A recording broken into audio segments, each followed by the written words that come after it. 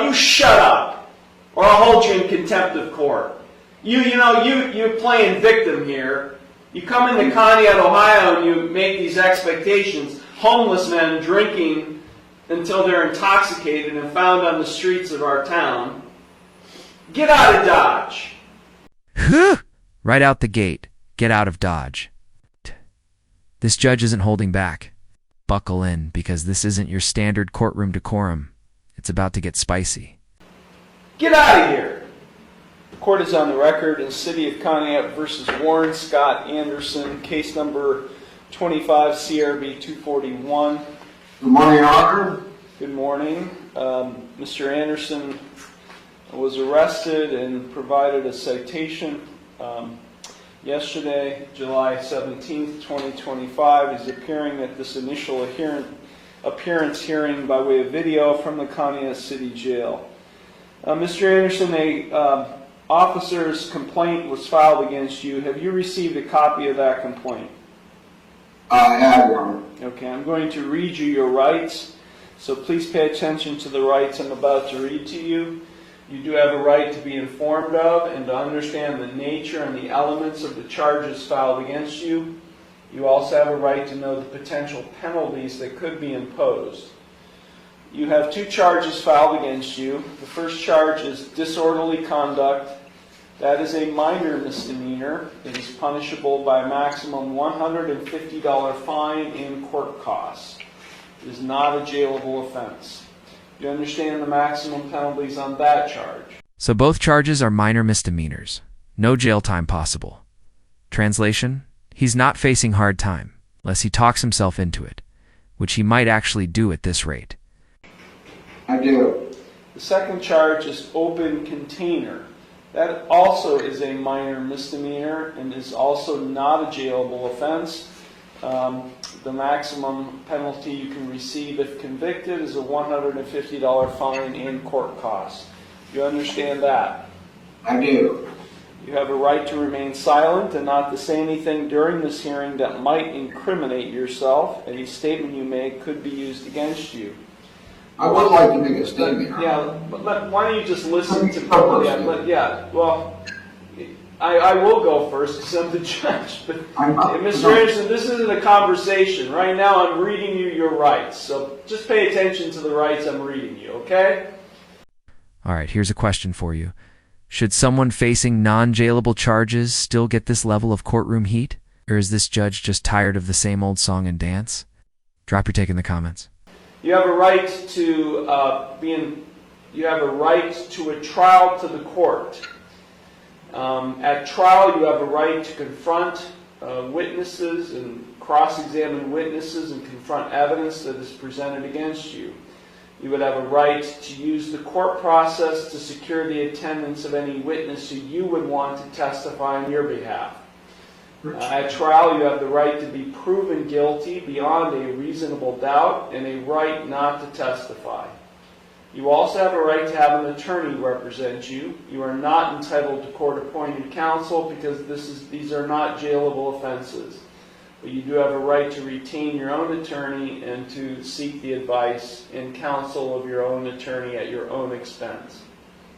Am I boring you, Mr. Anderson? Can I make a statement, Your Honor? Why don't you just shut up and listen to me? I get this a lot. Okay? Yeah, you do get it a lot. I'm serious. Yeah, I get this Why a don't you lot. just be quiet and listen to the rights I'm reading you, okay? You'll have an opportunity to give a statement if it comes to that. Is there a chair? That's between you and the corrections officer. I don't know. But just pay attention. I don't get a lot of sleep. I'm sorry, Your Honor. Which is why you're probably arrested on non-jailable offenses. Well, Okay, you don't be quiet, listen to me. If you're convicted of either of these offenses or both of these offenses, you do have a right to appeal the conviction or sentence. That must be done with... Mr. Anderson keeps interrupting, and the judge is about 2 seconds from slamming the brakes on this whole hearing. We're seeing the courtroom equivalent of "don't test me." ...in 30 days of the conviction. If you plead not guilty to either or both of these charges, you do have No, I'm going to delay this hearing, Mr. Anderson, if you keep interrupting me. And I'll just have you sit there as long as I can keep you there. I don't want to sleep. Okay. Are you going to let me finish? Of course, Your Honor. Okay, thank you. If you plead not guilty to these charges today, I will set your case for further proceedings after today, and I will set a bond. A bond is set by the court to ensure your appearance at all future proceedings, and today you have the right to a reasonable bond. If you are not a citizen of the United States, you're hereby advised that conviction of the offense to which you could be pleading guilty or no contest may have the consequences of deportation, exclusion from admission to the United States, or denial of naturalization pursuant to the laws of the United States. Mr. Anderson, you have 3 plea options available to you with respect to each of these charges. You can either plead guilty, not guilty, or no contest. If you plead guilty, that is a complete admission by you to the offense charged. If you plead guilty, the court will find you guilty, and then I will impose sentence. The second option is you can plead not guilty. If you plead not guilty, that is a denial by you to the offense charged, and if you plead not guilty, I'll set your case for further proceedings after today, and I will set a bond. The third option is you can plead no contest.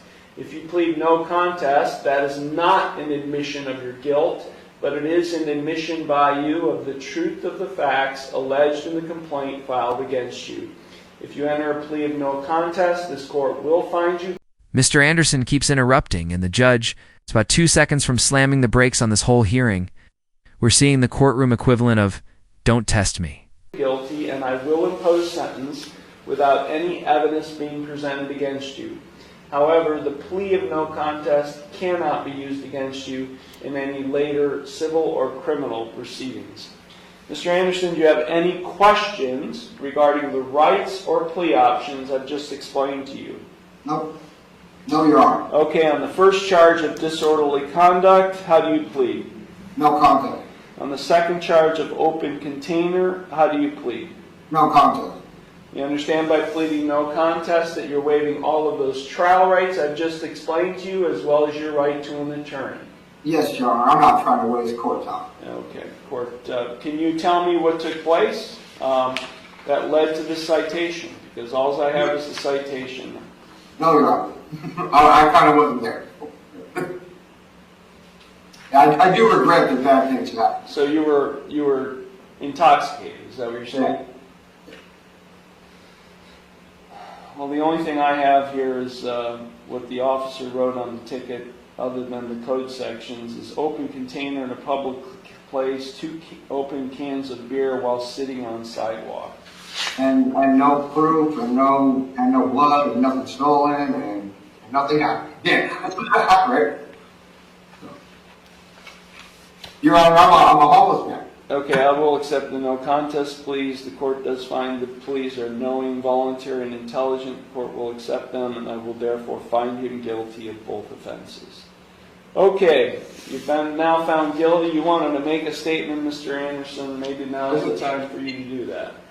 So I'm a homeless man, Your Honor, and there's not a whole lot of food, and there's not a whole lot of sleep. Where are you from, Mr. Anderson? And everybody likes beer.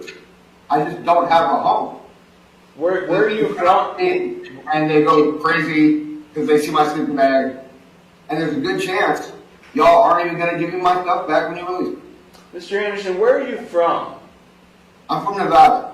What are you doing in Conneaut, Ohio? I have a friend in Boston. I was visiting. You're from Nevada, and you have a friend in Boston, and you were Yeah. visiting him. Yeah. Well, And now what does that have to do with Conneaut, Ohio? Listen, if you look at the map, Nevada, Boston, Conneaut, right? So, How did you land in Conneaut, Ohio? I got to go back to Nevada. Oh, so you're on your way back from Boston, Yeah.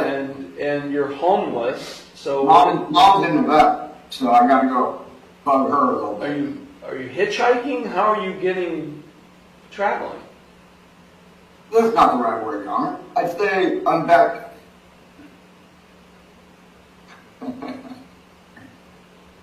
I'm back.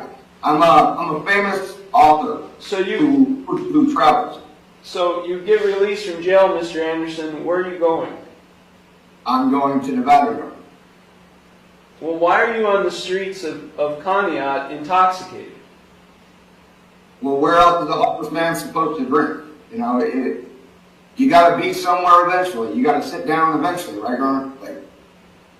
And if they keep harassing you, and if they keep arresting you with nothing but bullshit charges, it gets frustrating. If they keep trying to drown you in police contact, right? Why don't you get out of town, Mr. And these Anderson? judges Mr. Anderson, shut up! Shut up! No, Wait a minute, no. When you're released from, wait a minute. If you're released from jail and you find yourself back on the streets of Conneaut and getting arrested again, and you come before me again, guess what? You're not getting out of jail. I understand, Your Honor. So you either find your way back to Boston or find your way back to Reno, Nevada, and get out of Dodge.